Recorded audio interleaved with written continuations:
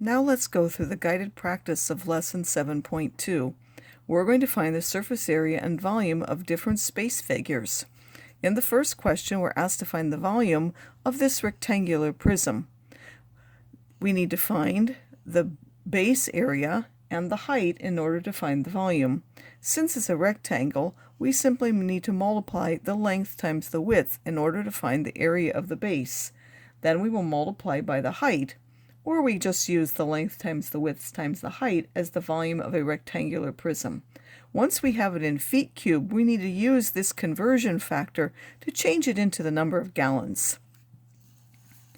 The second question asked us to find out how much fabric is needed to cover the outside of the box. That means we're asked to find the surface area of the box.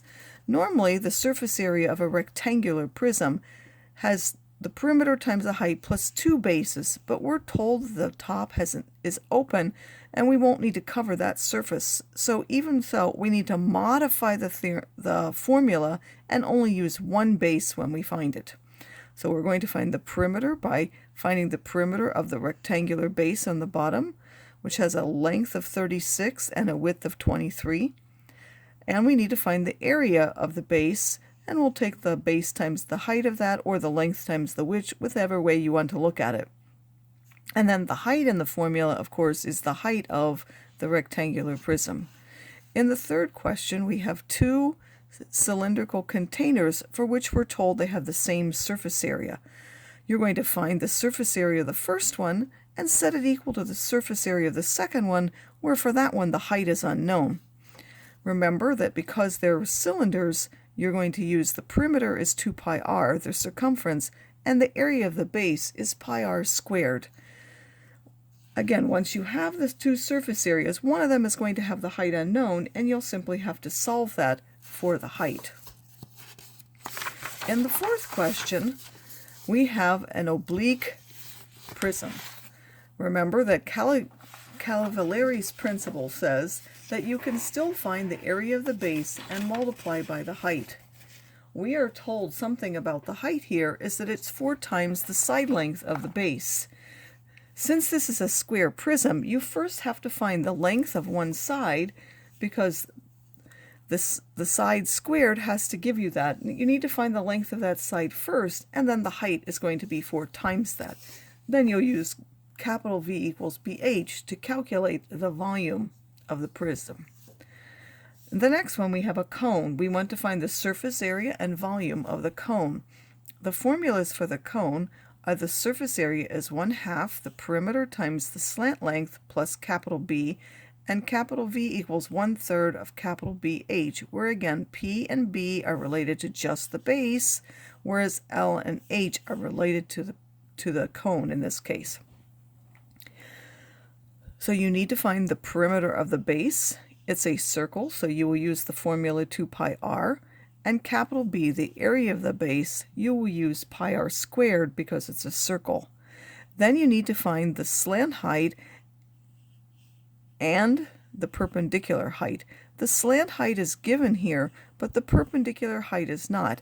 You will have to use the Pythagorean Theorem to find this missing length. The diameter is 2.2, so you have to find the radius as one side. This is the hypotenuse, and use the radius squared plus the missing height squared is equal to the 1.8 squared.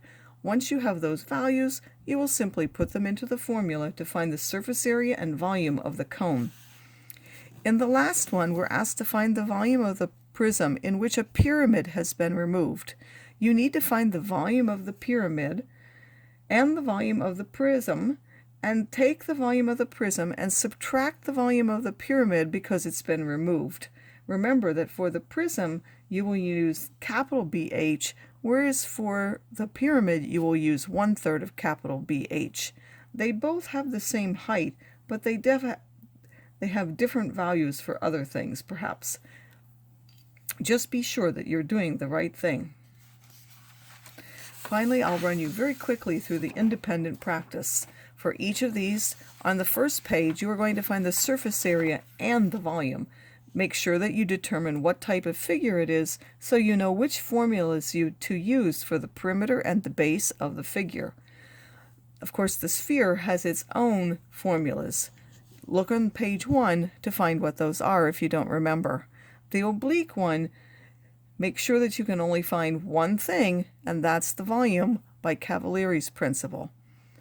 Be sure to include dimensions for all of your values. On the last page, just as a note, you're only asked to find the volume of the figure.